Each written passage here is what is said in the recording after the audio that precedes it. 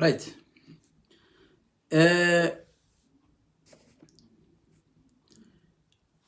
Don't go on a topic.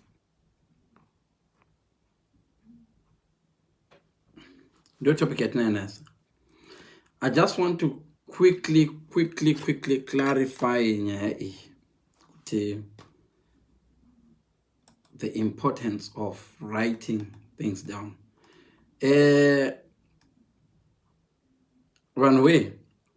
It's very. I used to have this. I have a friend, well, a close friend, close person, who writes everything down. Akasvika pano pakavungana vanhu so anotanga ngunyora muchidhayari.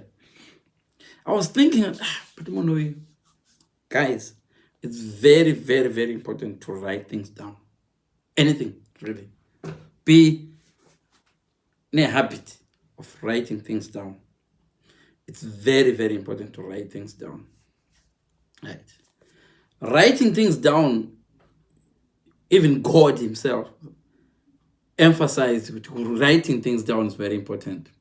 I think Moses chachakatapira mugoma kanzi nyora izvi pasi. And many people be like, why? Guys, you really need to write things down. You need to write things down. Just write even vision statement. Anything that you write and you keep seeing and you keep talking about, you're very likely to accomplish it. You will fulfill that. Have a vision of your life. Yeah, write that down.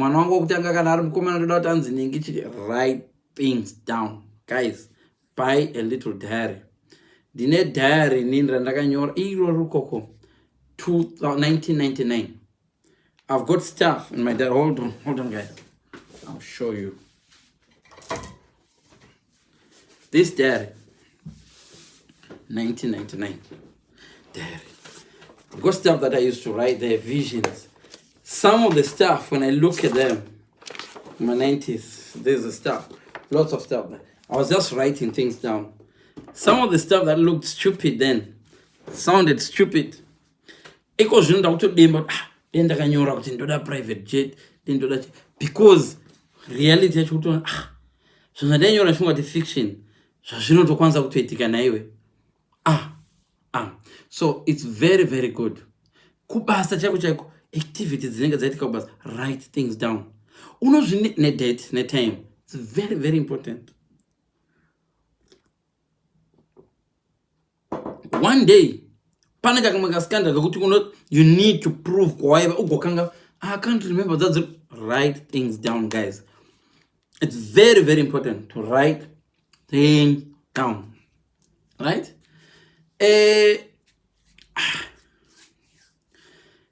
Encourage abantu ku share my ideas. Ukaenda chero mu restaurant uchidya zvo. Kanza or something. Write it down. You may need that information later.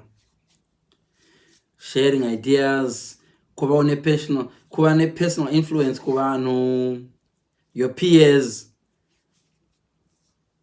You need to have a vision.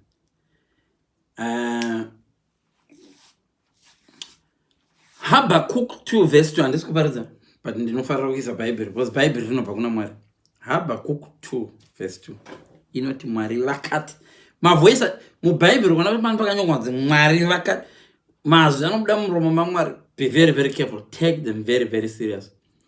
Vakati write this vision down kudini andiziva zvakuna musoro. But let me tell you, have a vision statement.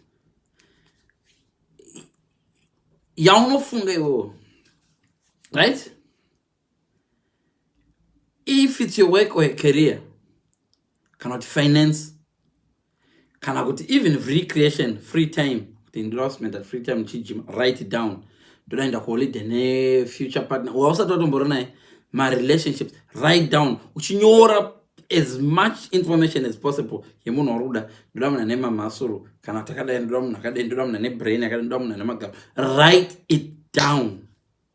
Your personal goals, contributions, community. You need to write vision statement express your purpose.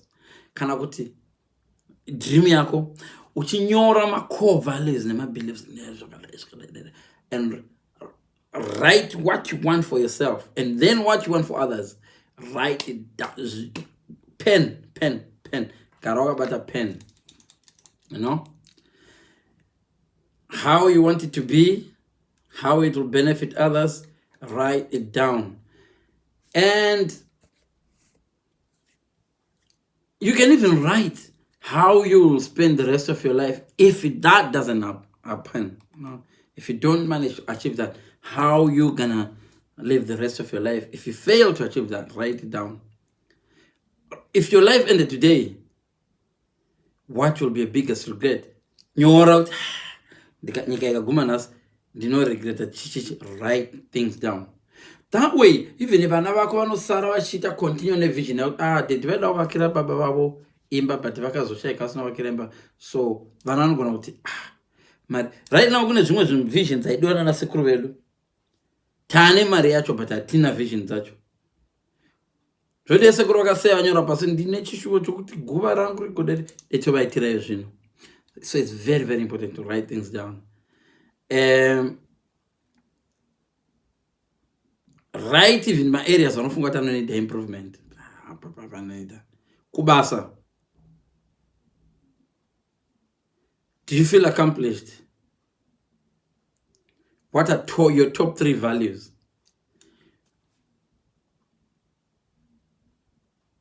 Most statement vision, who deserves the most attention? The main actor. Write every important goal you have, right? Family, work, financial stability, relationships, physical, spiritual, right? Uchinyora even your strength. My strength. Karama paper bukura kasara zvinhu. Rakanyorwa zvinhu. Right. Kana wapedza izvozvo manje. Nyora zvinhu in present tense. Describe reality iripo. Pacho. Wanyora vision yako, chinyora zvaona zvepa kuti wandoda kutenga mota Range Rover. But chinyora mari zvauna zvepa kuti andina hangu mari pare zvino. Ndine $20. Zvinyora izvozvo. Each day, wotarisa kuti kwandiri kubva uko nekwandoda kuenda, ndiri kure zvakadini, ndiri kuimprove, ndiri kuenda further here kana ndiri kuenda. Zvinokupa guide. Ndakusebera. Hakuna vision iri easy. Hakuna vision inonyora inopedza iri easy. And repeat that daily, kusvika yatova your way of life. Guys, if you do this, I can tell you this. Chinzwa manje zvaunofanga kuita manje. Right? Unonyora vision yako ka nemunhu waunoziva waunonida kuti aite pass through. Wainyora pasi tabvumirana. And make it very plain. Bible not make it plain. Your vision should be plain. With a jargon. Plain vision, guys. Dichada could die and go tenga helicopter. Like me right now. Nyorosan did not achieve. Boom, do da could die and go tenga helicopter in future. The represent our former trademark. Legacy. Nyora passe. Fame, Canada fame. Ichikita fame pachirudzi ichikuenda sakopi. When you do that, it's not enough. Post it. Kanda pa mene panoonekwa nevanhu vese vari involved. Vari kana muri mugroup refamily. Post a vision here mu group refamily. Vanenge vachitika so after a few years. Is achievable. Your vision will overcome all the obstacles. Vision don't overcome. Vision yako ndio inoita kuti uwine. Kunde miedzo yese. It's easy, but you know win a chat. So, kana uri munhu anamata wonamatira vision yako. Vanhu vese munoona vanogadzirana BMW avazogadzira dzanhasi yatimbogadzira mota. Dzavari kugadzira nhasi dzakaplaniwa 2001. Dzavari kugadzira 2050 dzadovako. Dzunguda ngoti twik ngochinjwa. Varungu ndo vanhu vanogona vision. Ukatarisa even government dzoku UK vandokuza kuti musi 24 December kuchaitwa zvokuti vision yachona 24 December wachona vaiti zvateta kana ndiri mupenyu kana tikanga tichirarama kana Mwari vakatichengeta. Yes, Mwari vakatichengeta, but have a vision. Have a vision. And you have to live that vision by faith. Haunganyora uchiti pamwe korona ika nyora vision as if uchalivha kusvika pa-age yaunonyora vision yacho kuti 80 pandokwanisa 80 ndoda ndingeenda dai. It's a vision and you have faith you can achieve that. Kana zvakona but unenge pare. Then after that gore negore cheka vision yako chita revisit zvakawicha zvimwe zvacho zvawakamanage zvausato, you'll succeed. Don't end that me about writing down. It's very, very important. Girls, nyora ichero daily wind up my periods. Even a diary nyora. The end up my periods on 12 January. Kana kurara nemukomana chako.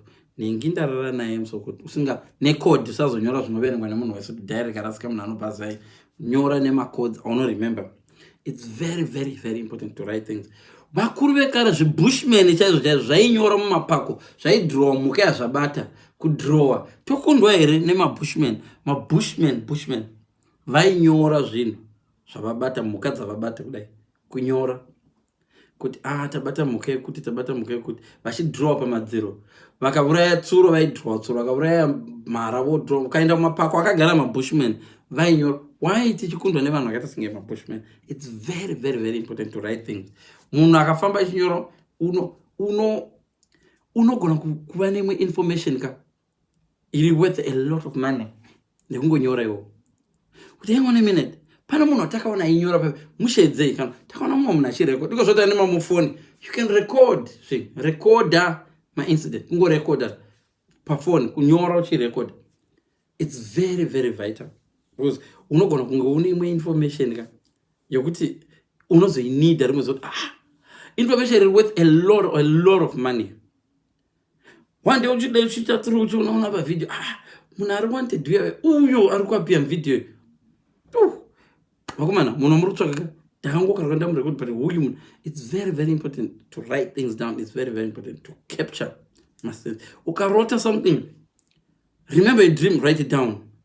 Ukarota anosisina sure kuti kurota kwati vision, write things down. Ndopaanozoziva kuti saka Mwari vaitocommunicata nani naye.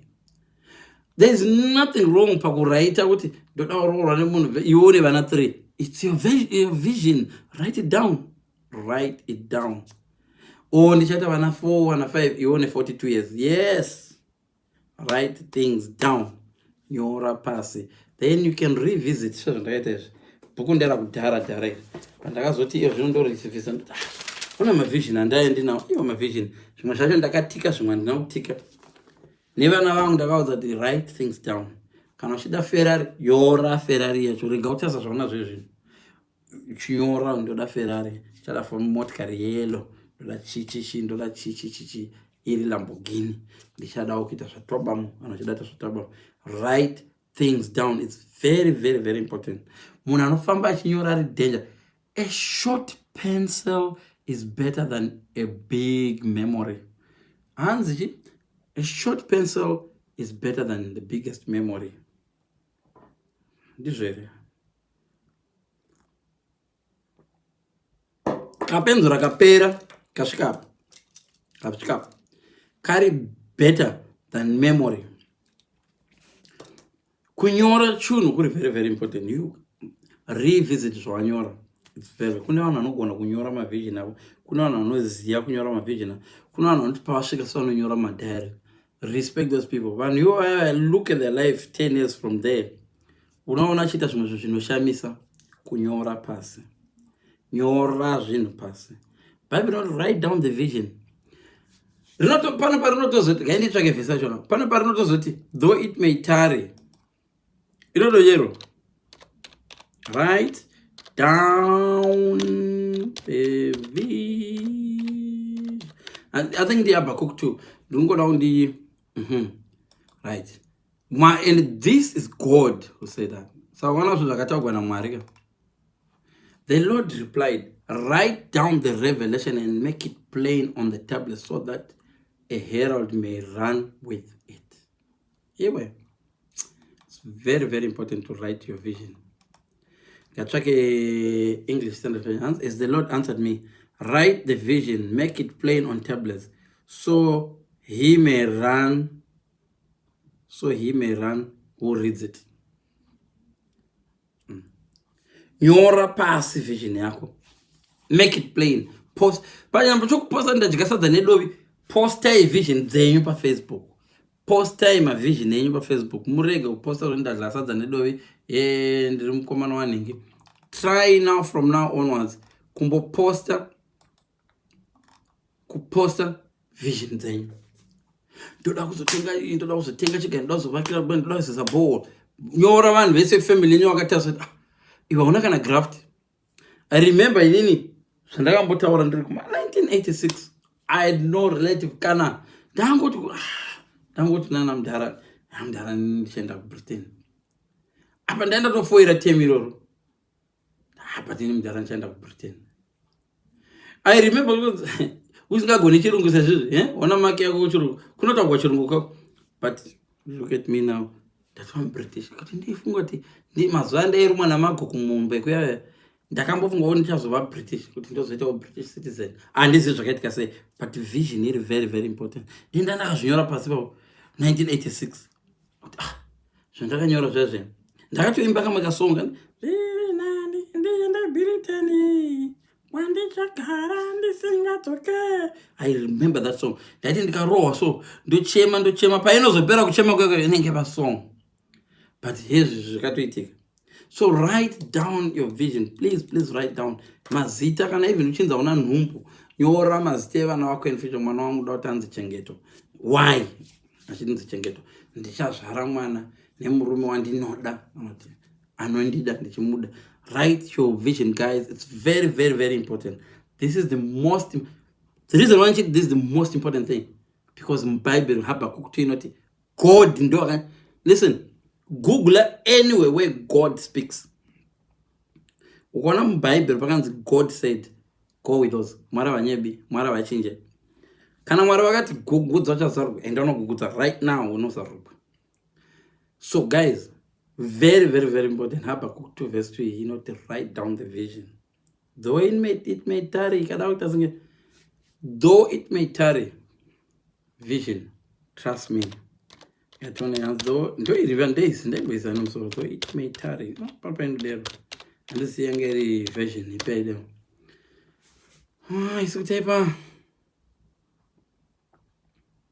So guys, it's very very important.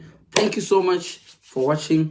Takuenda Facebook manje todini, but panapa ndo pandogara. If you haven't subscribed, ticharamba chita zvima live zvangu izvozvizvi, mukazviwana ndadarika, rambai muchitry muchandiwana one day ndiripo. Thank you so much. Have a good night. Watch yourself. Gezai maoko guys. Even zvima wipes zvakadai so, but chinonyanya kushanda isipo. Bacteria inonetsa, virus inoda sipo. Izvi ndezvama bacteria, but virus inoda sipo chaichai, kugeza nesipo. Kugeza nesipo kuri for the virus. Bacteria ndio inoda zvima wipes. Don't ever mistake bacteria. Virus inogona kusurvive ma wipes, but I survive mvura yakawachwa nesepa. Gezai maoko enyu guys. This is serious. Pandemic yakaipa. London yavharwa, charoda iri kutovharwa izvezvi. Zvikoro zviri kuvharwa Friday. Ukaona nyika dzakaita senge United Kingdom dzogwadama pasi pakaipa guys. KuZimbabwe, prepare yourself guys. Garai makangogadzirira muchinamata. Kwakaipa. Hapana kumira mushe. Thank you so much guys. Have a good night. Mwamuri koko.